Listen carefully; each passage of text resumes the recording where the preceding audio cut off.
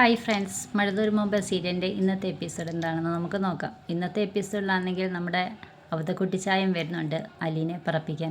എന്നിട്ട് സ്റ്റാൻലിയോട് വന്ന് പറയുന്നുണ്ട്, സ്റ്റാൻലി, നീ ഒരു ആവശ്യമില്ലാതെ വിളിച്ചുകൊണ്ട് വന്നതാ. നീ ആ കൊച്ചിനെ പറഞ്ഞു വിട്, അല്ലെങ്കിൽ നീ എൻ്റെ കൂടെ വിട്ടാലേ പുനലൂർ ഞാൻ ആ കൊച്ചിനെ അവിടെ നിർത്തുക. ചിന്നമ്മയുടെ ആരെങ്കിലും ബന്ധുവാണെന്ന് ഞാൻ പറഞ്ഞ് അവിടെ നിർത്തിക്കോളാം. എന്നിട്ട് കുറേ നാൾ കഴിഞ്ഞിട്ട് കല്യാണം കഴിപ്പിച്ചുവല്ലോ നമുക്ക് വിടാം എന്നൊക്കെ പറയുന്നുണ്ട്. ഇവിടെ നിന്ന് കഴിഞ്ഞാൽ അപ്പോൾ സ്റ്റാൻലി പറയും, ഇത്രയും നാളും അവൾക്കൊരു നീതിയും സ്നേഹവും ഒന്നും കിട്ടിയില്ല, ഒരു സ്റ്റാറ്റസും ഒന്നുമില്ലായിരുന്നു. അവൾ അനാഥാലയത്തിൽ ജീവിച്ചവളാണ്. അപ്പോൾ അവൾക്ക് ഇനിയെങ്കിലും ഒരു നീതി ഉണ്ടാകണം, വിലയുണ്ടാകണം, സമൂഹത്തിൽ സ്റ്റാറ്റസ് ഉണ്ടാകണം, സ്നേഹം കിട്ടണം. അതിനെല്ലാം അവൾ ഇവിടെ നിന്നേ മതിയാവും. അപ്പോൾ അവിടെ കുട്ടിച്ചായം പറയുന്നുണ്ട്, അവളെ ഇവിടെ നിർത്തിക്കഴിഞ്ഞാൽ നീ ആരോടൊക്കെ സമാധാനം പറയണമെന്നറിയാമോ? പള്ളിക്കാരോടെ, പട്ടക്കാരോടെ, കുടുംബക്കാരോടെ, നിൻ്റെ ഭാര്യയോടും നിൻ്റെ മക്കളോടും, അങ്ങനെ നാട്ടുകാരോടെ, ആരോടെല്ലാം നീ സമാധാനം പറയണം? അവരോടൊക്കെ പറയാൻ പറ്റുമോ? വിവാഹത്തിന് മുമ്പ് നിനക്ക് മറ്റൊരു സ്ത്രീയിലുണ്ടായ കുട്ടി അലീന എന്നറിയുമ്പോൾ ഇവരൊക്കെ എങ്ങനെയായിരിക്കും പ്രതികരിക്കുന്നത്? നിൻ്റെ സമൂഹത്തിലുള്ള സ്റ്റാറ്റസ് തന്നെ ഇല്ലാതാകത്തില്ലേ എന്നൊക്കെ അവതക്കുട്ടിച്ചായൻ സ്റ്റാൻലിയോട് പറയുന്നുണ്ട്. അപ്പച്ചൻ, ഞാൻ അതെല്ലാം മറന്നേക്കുന്നു. ഇനിയുള്ള കാലം അവൾ അനാഥയാകരുത്. ഇത്രയും വർഷം അവൾ അനാഥയായിട്ട് അനാഥാലയത്തിൽ ജീവിച്ചു. ഇനി അവൾ ഒരിക്കലും അനാഥയാകാൻ പാടില്ല.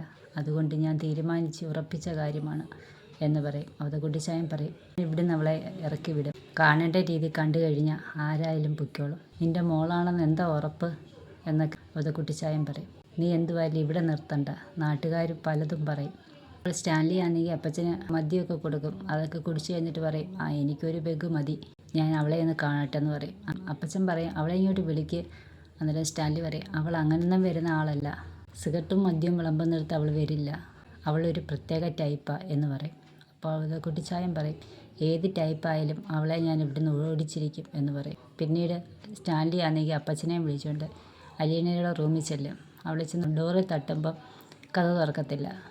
പിന്നെ കുറേ സമയം അലീനെന്ന് വിളിക്കും. എന്നിട്ടും കഥ തുറക്കാഞ്ഞപ്പം കഥ തുറന്ന് അകത്തോട്ട് കയറും. അവിടെ ചെല്ലുമ്പോൾ റൂമിൽ അലീന ഇല്ല. അപ്പോൾ സ്റ്റാൻലി ആണെങ്കിൽ ഉറക്കെ ആൻ്റപ്പാന്ന് വിളിക്കുമ്പോൾ വെളിയിൽ നിന്ന് അലീന പറയും, ആൻ്റപ്പച്ചേട്ടൻ ബൈജു ചേട്ടൻ്റെ കൂടെ പുറത്ത് പോയതാണെന്ന്. വാതിലിൽ വന്ന് അലീന ഇങ്ങനെ നിന്നുകൊണ്ട് പറയുകയാണ്. അപ്പോൾ സ്റ്റാൻലി പറയും, ഇങ്ങനെ അകത്തോട്ട് വരൂ, ഇതാരാണെന്നറിയാമോ? അന്നേരം പറയും, ഞാൻ ആദ്യമായിട്ട് കാണുമല്ലേ, എനിക്കറിയില്ല ആരാണെന്ന്. അപ്പോൾ പറയും, ഇത് നിൻ്റെ വല്യപ്പച്ചനാണ്. വല്യപ്പച്ചനാണെങ്കിൽ അലീനെ കണ്ടിങ്ങനെ ഞെട്ടി നിൽക്കുക. അതായത് വല്യപ്പച്ചൻ്റെ ഭാര്യ ചിന്നമ്മയുടെ അതേ ഫേസ് കട്ട്, ചിന്നമ്മ വന്ന് നിൽക്കുന്ന പോലെ വല്യപ്പച്ചന് തോന്നുന്നത്.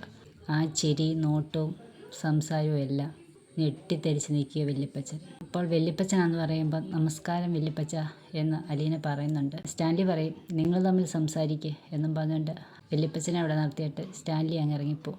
അപ്പോൾ വല്യപ്പച്ചനോട് അലീന ചോദിക്കും, എന്നെ ഇവിടെ ഇറക്കി വിടാൻ വന്നേയല്ലേ, എന്നെ ഇവിടുന്ന് ഓടിക്കാൻ വന്നേയല്ലേ, എന്നെ ഓടിക്കുകയൊന്നും വേണ്ട, ഞാനങ്ങ് പൊയ്ക്കോളാം, വണ്ടിക്കൂലിക്കുള്ള കാശ് പോലും തരണ്ട, ഞാനങ്ങ് പൊയ്ക്കോളാം എന്ന് അലീന പറയുന്നുണ്ട്. അപ്പോൾ വല്യപ്പച്ചൻ പറയും, ഞാൻ നിന്നെ ഓടിക്കാനൊന്നും വന്നതല്ല, നീ എൻ്റെ ചിന്നമ്മയുടെ അതേ ബിസ്ക്കറ്റാ. ചിന്നമ്മ എങ്ങോട്ട് പോകുന്നു, നടക്കുന്നു, നിൽക്കുന്നു, അതുപോലെ തന്നെയാ നീ.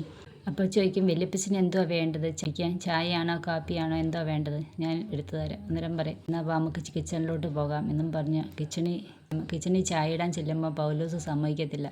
പൗലോസ് പറയും, എന്തെങ്കിലും വേണമെങ്കിൽ ഞാൻ ഇട്ട് തരാം.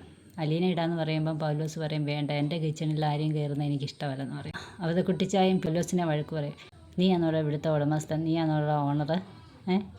സ്റ്റാൻലിയുടെ വീടാടാ ഇത്, അവൻ്റെ മോളാടാ ഈ കിച്ചണിൽ ചായ ഇടാൻ തുടങ്ങിയത്, നീ എന്തിനാടാ വിലക്കുന്നത് എന്നും ചോദിച്ചുകൊണ്ട് കുട്ടിച്ചായൻ അവനെ വഴക്ക് പറയും. അത് കഴിഞ്ഞിട്ട് അലീനയാണെങ്കിൽ ചായ ഇട്ട് പൗലോസിനും കൊടുക്കും, അപ്പച്ചനും കൊടുക്കും, അലീനയും കുടിക്കും. അപ്പോൾ അപ്പച്ചൻ പറയും, സൂപ്പർ ചായയാണെന്ന് പറയും. പിന്നീട് അവതക്കുട്ടിച്ചായൻ വന്ന് സ്റ്റാൻലിയോട് പറയും, നീ ചുമ്മാതല്ല അവളെ ഏറ്റെടുത്തതിന് കാരണം എനിക്ക് ഇപ്പോഴാണ് പിടികിട്ടിയത്.